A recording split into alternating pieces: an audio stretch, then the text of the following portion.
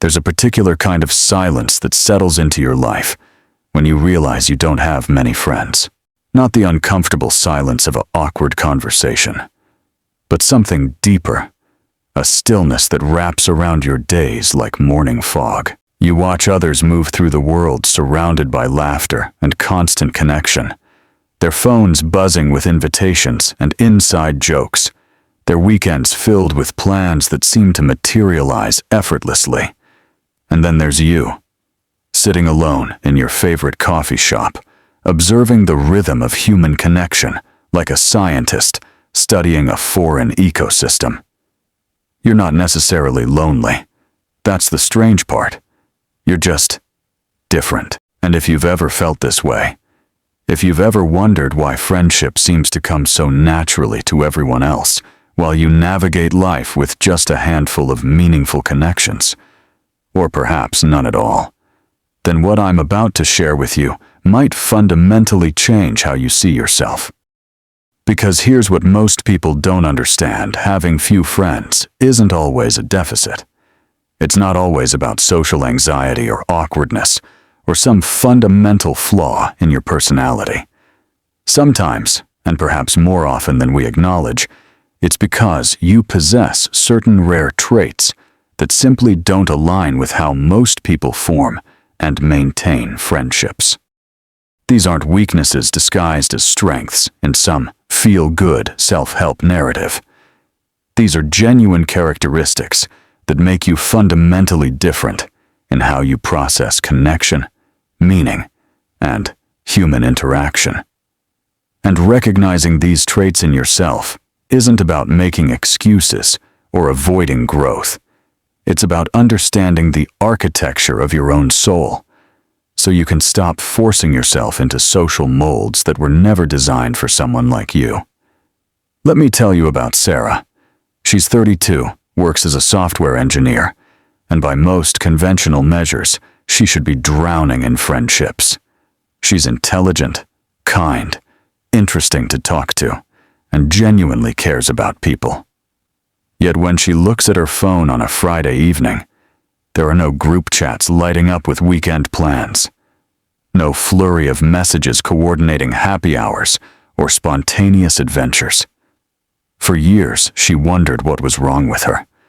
She'd scroll through social media, watching former classmates pose in large groups at weddings and reunions, their captions full of "couldn't imagine life without these people," and friends who became family. And Sarah would feel that familiar ache, not quite loneliness, but something adjacent to it, a sense of being fundamentally out of sync with the social frequency everyone else seemed naturally tuned into. But Sarah's story isn't one of social failure. It's something far more nuanced, far more interesting. Because as she began examining her life more closely, not through the lens of what she lacked, but through the lens of who she actually was, she discovered something remarkable. The traits that made friendship difficult for her weren't flaws at all. They were markers of a different kind of consciousness, a different way of moving through the world that simply couldn't be satisfied by conventional friendship structures. And once she understood this, everything changed. Not because she suddenly gained dozens of friends, but because she stopped pathologizing her own nature. The first trait that sets people like Sarah apart, the first characteristic that makes friendship scarce but potentially more meaningful, is an almost unsettling depth of introspection. Now, everyone thinks they're introspective. We all believe we know ourselves, that we think deeply about our lives and choices. But there's a difference between occasional self-reflection and the kind of perpetual internal dialogue that characterizes people who naturally end up with few friends. If you're part of this group, you don't just think about your day. You analyze it, dissect it, examine it from multiple philosophical angles. A simple interaction at the grocery store becomes a meditation on human nature, social performance, and the masks we all wear. Someone asks how you're doing, And while you're politely responding, "Fine, thanks," there's an entire parallel conversation happening in your mind about the performative nature of casual greetings, the genuine answer you could never give, and the sociological function of these small rituals in maintaining social cohesion. This level of introspection creates a peculiar problem when it comes to friendship. Most social bonding happens in the shallow end of the pool. Friendly banter, shared activities, surface-level exchanges that build familiarity over time. There's nothing wrong with this. This is how connection works for most people. But when you're someone who lives predominantly in your own head, constantly analyzing and reflecting and questioning, these surface interactions feel almost painfully hollow. You're not being snobbish or dismissive. You're simply operating on a different frequency. It's like everyone else is having a lovely conversation on AM radio while you're desperately trying to tune into FM. The signals just don't align. So you withdraw, not because you dislike people, but because maintaining the energy required to stay present in conversations that feel fundamentally unsatisfying is exhausting. Other people leave social gatherings energized by connection. You leave feeling like you've been performing in a play where you never quite learned your lines. And here's the paradox that nobody talks about. This introspective nature that makes casual friendship difficult is often the same quality that makes you an incredible deep friend to the rare person who can meet you at your level. You're capable of profound loyalty, of understanding human complexity in ways that surface-level socializers simply can't access. But finding someone who wants to dive into those depths with you, who isn't satisfied with pleasant small talk about weekend plans and weather patterns, that's rare. So rare that you might go years between meaningful connections. And in the meantime, you exist in this strange liminal space where you're surrounded by people but fundamentally alone, not because no one likes you, but because the kind of connection you crave operates on a completely different wavelength than what most social structures provide. The second trait, closely related but distinct, is an acute sensitivity to inauthenticity.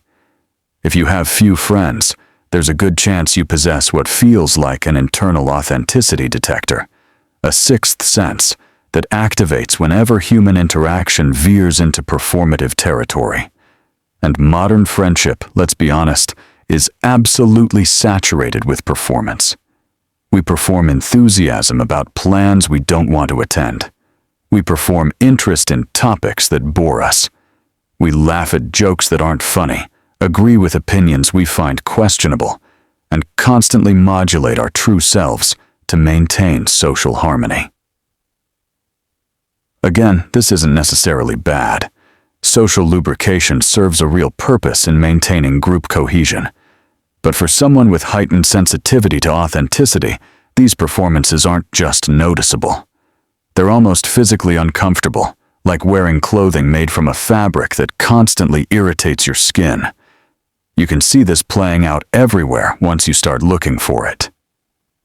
Watch a group of casual friends at dinner.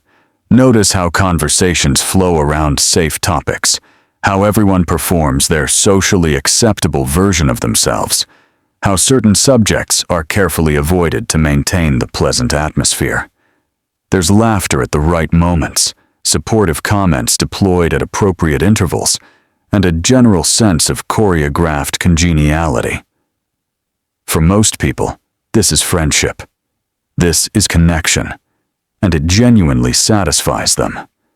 But for you, sitting at that same table, it might feel like being trapped in an elaborate theater production where everyone received the script except you. You can participate. You're not socially incompetent, but doing so requires consciously suppressing your natural instinct toward authenticity, forcing yourself into a performance that feels fundamentally dishonest. The cost of this sensitivity is steep. Because once you start craving authentic connection over pleasant performance, your pool of potential friends shrinks dramatically. You find yourself unable to maintain relationships based purely on habit or convenience. You can't do the weekly coffee date where you exchange pleasant updates about nothing particularly important. You can't sustain group chats full of memes and superficial commentary. Not because you're judging people who enjoy these things, but because participating in them feels like slowly suffocating under layers of social expectation. So you opt out. You decline the invitations. You let the group chats go silent. And from the outside, it looks like you're antisocial or difficult or unwilling to put in effort. But from the inside, you're simply protecting yourself from the exhausting dissonance of performing a version of friendship that feels hollow to your core. What makes this particularly challenging is that authenticity isn't binary. It's not like you're this perfectly genuine person while everyone else is fake. No, the reality is far more complex. You have your own performances, your own social masks, but you're hyper-aware of them in a way that most people aren't.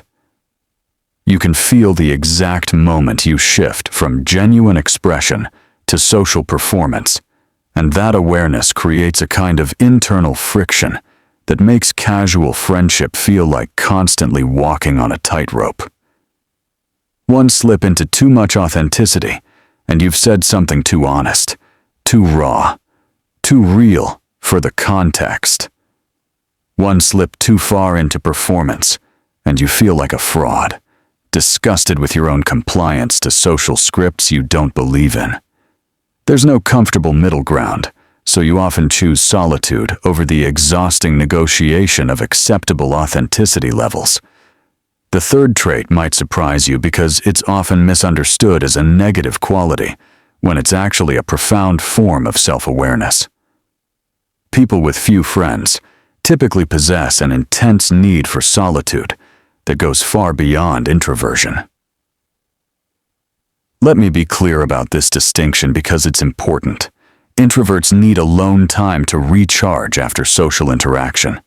That's well understood now, practically common knowledge in our psychologically literate culture. But what I'm describing is different. This is a need for solitude not as recovery from socializing, but as the primary state of being from which occasional social interaction is a departure.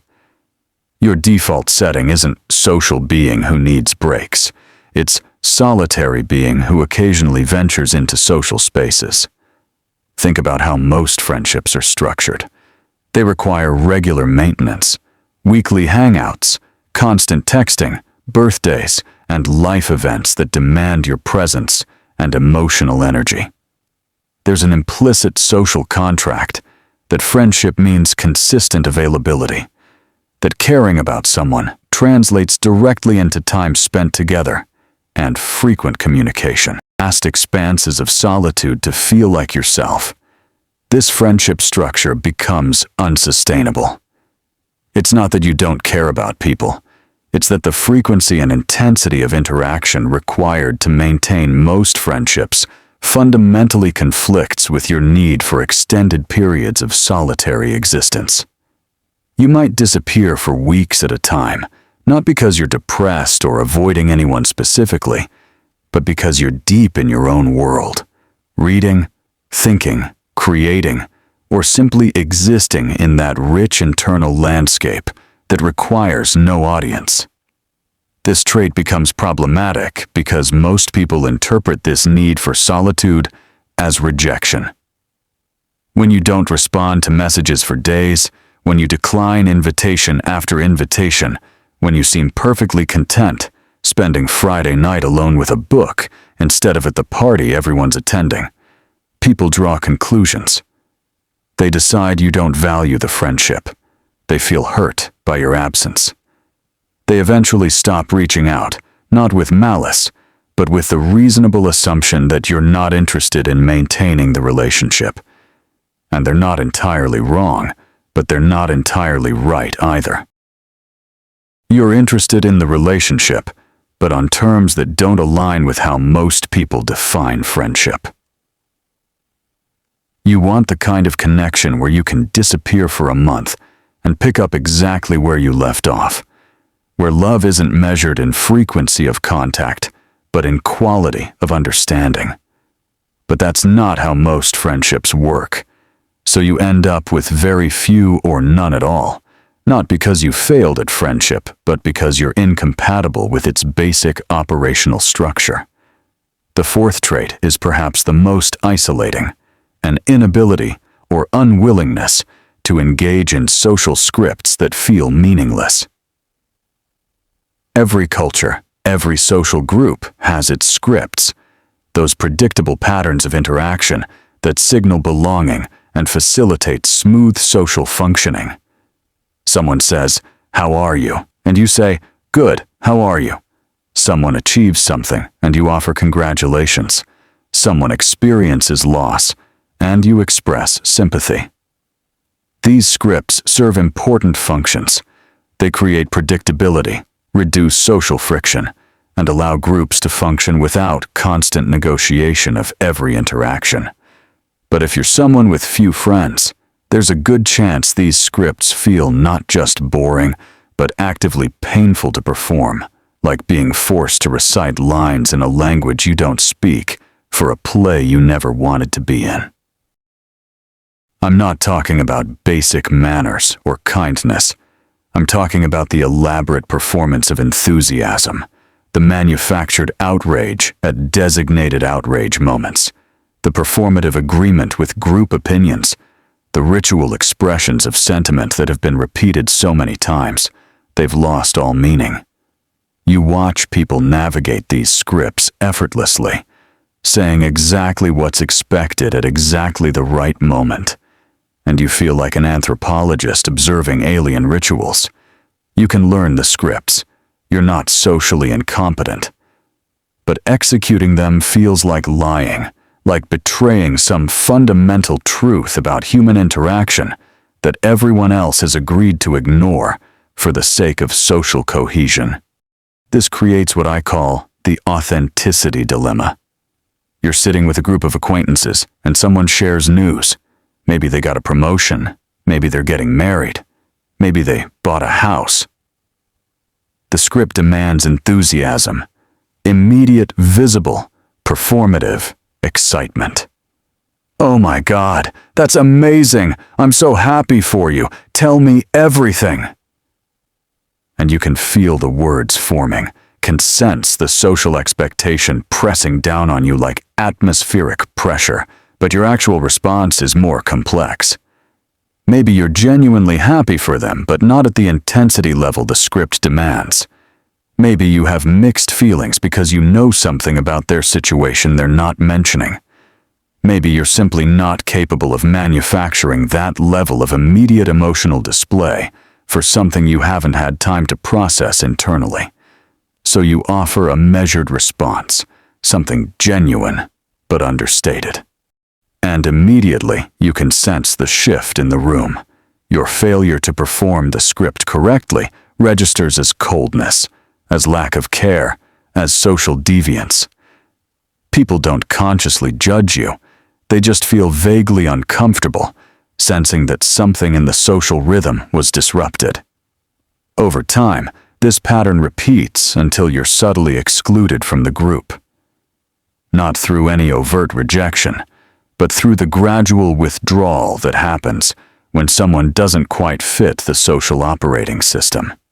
Invitations become less frequent. Conversations happen around you rather than with you.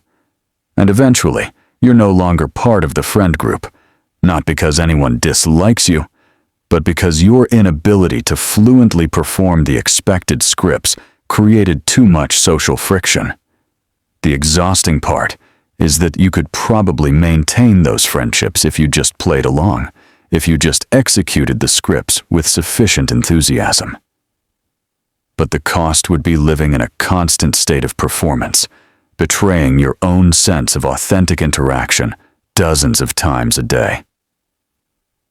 So you choose solitude over that particular form of self-betrayal, and you end up with few or no friends as a result. The fifth trait is one that often gets pathologized, but is actually a form of intellectual integrity, the tendency toward complexity, thinking in a world that prefers simplicity. If you're someone with few friends, you probably can't help but see the nuance, contradiction, and complexity in situations where most people are comfortable with straightforward narratives. Someone shares a complaint about their boss, and while everyone else joins in validating their grievance, you're mentally cataloging all the perspectives, what the boss might be dealing with, systemic factors at play, your friend's own contribution to the dynamic. You're not being contrarian. You're not trying to play devil's advocate. Your mind simply doesn't allow you to rest in simple explanations when complex ones are more accurate. This makes casual conversation extraordinarily difficult. Most social bonding happens through shared agreement, through the collective reinforcement of simple narratives about complex situations. This person is bad. This situation is unfair. This outcome is clearly wrong. These simplified narratives create group cohesion. It's us versus them, right versus wrong, good versus bad. And when everyone in the group agrees on these simplified frames, it generates a sense of belonging and shared understanding. But you can't participate in this bonding ritual without feeling intellectually dishonest. When someone presents a situation in black and white terms, your mind immediately sees the grayscale, the contextual factors, the multiple valid perspectives that complicate any simple judgment. The problem is that expressing this complexity reads as disagreement or judgment in social contexts.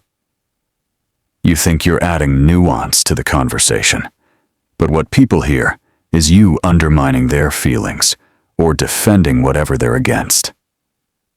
Someone complains about their difficult family member, and while they're looking for validation and sympathy, you're exploring the complex psychological factors that might explain the difficult behavior. You're not excusing it, you're trying to understand it. But in that moment, understanding feels like betrayal. The friend wants you to join them in their simple narrative of frustration. Your inability to do so, your compulsive need to acknowledge complexity, registers as lack of support. So over time, people stop bringing their problems to you. They stop inviting you into these bonding moments, and you end up isolated, not because you don't care about people's struggles, but because your mind refuses to participate in the simplified versions of reality that most social bonding requires. Here's what makes this particularly lonely. You're often aware that you're right. The complex analysis you're offering is usually more accurate than the simple narrative the group has settled on. But being right doesn't make you less alone. In fact, it often makes it worse, because you can't even comfort yourself with the thought that maybe you should just work on your perspective. Your perspective is already more nuanced and accurate than what most casual friendships can accommodate. So you face this choice. Either simplify your thinking to fit social expectations, essentially making yourself less insightful to be more likable, or maintain your intellectual integrity and accept the social consequences. Most people in this situation choose integrity, which means choosing few or no friends as the price of staying true to how their mind actually works. The sixth trait is perhaps the most painful, because it involves a fundamental mismatch between your relationship needs and what most people are offering. People with few friends often have an unusually high threshold for emotional intimacy. They're not interested in having 20 casual friends. They're interested in having one or two people who really know them, who can meet them in the depths rather than swimming around in the shallows. This isn't elitism or unrealistic expectations. It's a genuine difference in how some people experience meaningful connection. For you, sharing space and pleasant conversation doesn't create intimacy. Exchanging life updates doesn't create intimacy. Even shared experiences and inside jokes, while enjoyable, don't quite reach that level of connection your system craves. What you're looking for is something rarer and harder to find. Someone who wants to know how you actually think, not just what you think. Someone interested in the architecture of your inner world, not just the surface-level facts of your life. Someone who can hold space for your contradictions, your darkness, your weirdness, your depth without trying to fix or simplify or lighten it. This kind of intimacy requires a very specific kind of person. Someone who is also comfortable in deep water, who finds that depth nourishing rather than overwhelming. And those people are rare, extraordinarily rare. So rare that you might go years or even decades between finding someone who meets you at this level. In the meantime, you're surrounded by offers of the wrong kind of connection. People want to be your friend in the conventional sense, sharing activities, having regular hangouts, building familiarity through consistent contact. And there's nothing wrong with what they're offering. For many people, this kind of friendship is deeply satisfying. But for you, it feels like someone offering you crackers when you're starving for a full meal.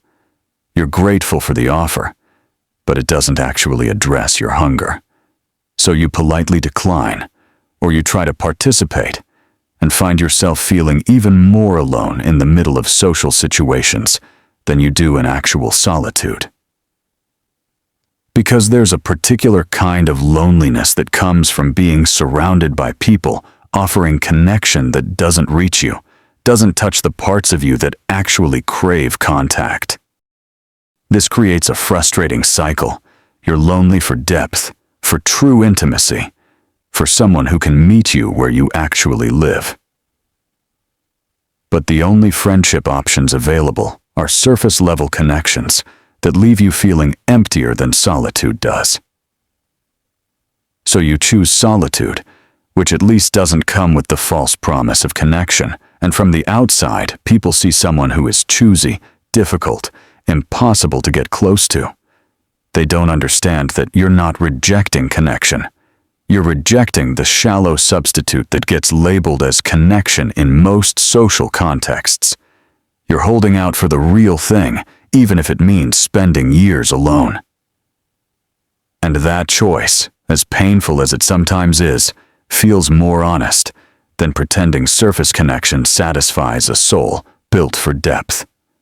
The seventh and final trait is one that makes friendship particularly complicated in our modern age: an unusually low tolerance for casual dishonesty and social performance. I touched on authenticity earlier, but this goes deeper. This isn't just about detecting inauthenticity in others. It's about a near physical revulsion to participating in the small dishonesties that lubricate social interaction. And modern life, especially in the age of social media and curated identity, is absolutely built on these small dishonesties. We pretend to be busier than we are to avoid hangouts we don't want to attend. We claim we'd love to get together soon when we have no intention of following through. We perform interest in people's lives while scrolling through our phones. We like posts from people we barely remember. We maintain digital friendships that consist entirely of performance with no substance beneath. For most people, these small dishonesties are harmless social conventions, like saying, "Excuse me," when you bump into someone even if you're not actually sorry. They're the WD-40 that keeps social machinery running smoothly. But if you're someone with few friends, these small dishonesties might feel intolerable to you. Not because you're morally superior, but because your nervous system seems wired with less tolerance for the cognitive dissonance they create. Every time you say you're busy when you're really just not interested, every time you express enthusiasm you don't feel, every time you maintain a social media friendship that has no real substance, You feel it. That small internal friction. That sense of betraying something true to maintain something false. So you start opting out. You stop making excuses and start being honest. I appreciate the invitation, but I'm not really up for a large gathering.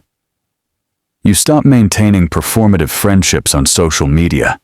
You stop pretending connection exists where it doesn't. And this honesty, while liberating in some ways, is social suicide in others. Because our social systems are built on the assumption that everyone will participate in these small dishonesties. When you refuse, when you insist on a level of honesty that makes people uncomfortable, you violate the unspoken social contract. People don't know how to respond when you say you're not interested in hanging out, instead of claiming you're busy. It's too honest, too direct, too confrontational, even when delivered kindly. So they stop inviting you, and you end up alone, not because you're antisocial, but because you're unwilling to participate in the performance required to maintain casual friendships. Now, here's what I want you to understand about all 7 of these traits. They're not problems to be solved. They're not social deficits that therapy or self-help books can fix. They're fundamental aspects of how you're wired, how you process human connection, how you move through the world. And the reason it's so important to recognize them as traits rather than flaws is that this recognition allows you to stop trying to force yourself into friendship structures that were never designed for someone like you. For years, maybe decades, you've probably internalized the message that something is wrong with you, that you're too picky, too difficult, too intense, too solitary, too honest, too complex, too deep, that if you just tried harder, were more flexible, lowered your standards, performed better, you'd have more friends and feel less alone. But what if the opposite is true? What if trying to force yourself into conventional friendship structures is actually what's making you feel isolated and wrong? What if your traits aren't deficits, but indicators that you need a fundamentally different approach to human connection? Think about it this way. If you're someone who genuinely needs vast amounts of solitude, who craves depth over breadth, who can't tolerate inauthenticity and shallow scripts, who sees complexity everywhere and has extremely high thresholds for intimacy, why would you expect to thrive in friendship structures built for people who are the opposite of all those things? It would be like expecting a deep-sea creature to flourish in a kiddie pool. The problem isn't that you're defective. The problem is that you're in the wrong environment, judging yourself by metrics that were never meant for your species of human. This realization changes everything. Not because it magically gives you more friends, but because it allows you to stop pathologizing your own nature. You can stop comparing yourself to people who collect friends easily, who maintain large social circles effortlessly, who seem to glide through the world wrapped in constant connection. They're not better than you. They're not more socially skilled or more lovable or more deserving of friendship. They're just different. They're built for a different kind of connection than you are. And recognizing this difference isn't resignation or giving up. It's the first step toward finding the kind of connection that actually nourishes you rather than depletes you. Because here's the truth that nobody tells you when you're struggling with having few or no friends. Quality is not just different from quantity, it's often inversely related to it. The traits that make it difficult to maintain many casual friendships are often the exact traits that make you capable of extraordinarily profound, loyal, transformative friendships with the rare people who can meet you at your depth. Your intense introspection means you understand human complexity in ways that make you an incredibly empathetic friend to someone going through something difficult. Your sensitivity to authenticity means you can offer genuine connection in a world drowning in performance. Your need for solitude means you understand and respect boundaries in ways that many people can't. Your complexity thinking makes you a fascinating conversational partner for someone who wants more than surface chatter. Your high threshold for intimacy means you're capable of the kind of deep knowing that most people only dream about. Your intolerance for dishonesty means you offer a rare gift in a world full of social performance, the ability to be yourself completely without pretense or filtering. These aren't just silver linings or ways to reframe your loneliness. These are genuine strengths that make you valuable in ways that conventional friendship metrics can't capture. The person who can meet you at your level, who wants the kind of connection you're capable of offering, that person is receiving something rare and precious, something that people who collect friends like trading cards will never quite access. And yes, finding that person is hard. Maybe you haven't found them yet. Maybe you've found one or two over the course of your life. Maybe you're still waiting. But understanding your own traits, recognizing why conventional friendship has never quite worked for you, this knowledge allows you to stop wasting energy trying to be someone you're not, and start investing that energy in creating the conditions where the right kind of friendship might emerge. So if you're sitting there with few or no friends, wondering what's wrong with you, running through the familiar litany of self-criticism about why you can't seem to maintain friendships like everyone else, stop.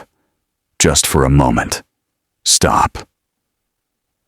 Consider the possibility that there's nothing wrong with you at all, that you're not broken or deficient or socially incompetent, that you're simply a different kind of human being with different needs, different capacities, different ways of connecting that don't align with how most people do friendship.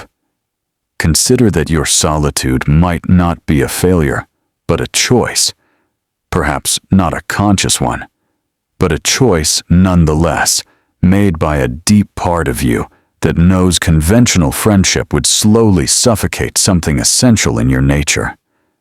And if you recognize yourself in these 7 traits, if you've felt that shock of recognition reading these words, then I want you to know this: you're not alone in being alone. There are others like you scattered throughout the world, moving through life with few or no friends, feeling like aliens in a social landscape that seems designed for everyone but them. Some of them have found each other and formed those rare, deep connections that make all the loneliness worth it. Some are still searching. Some have made peace with solitude and built rich, meaningful lives that don't center friendship in the conventional sense, but all of them, all of us, understand something that the socially successful people never quite grasp: that there are different ways of being human, different ways of connecting, different definitions of what makes a life rich and meaningful. Your way might be lonelier, more difficult, harder to explain to people who measure connection in friend counts and social plans, but it's no less valid, no less human, no less worthy of respect and understanding. You are not failing at friendship. You are simply succeeding at being yourself in a world that sometimes doesn't have space for the kind of human you are. And that, strange as it sounds, is its own quiet form of courage.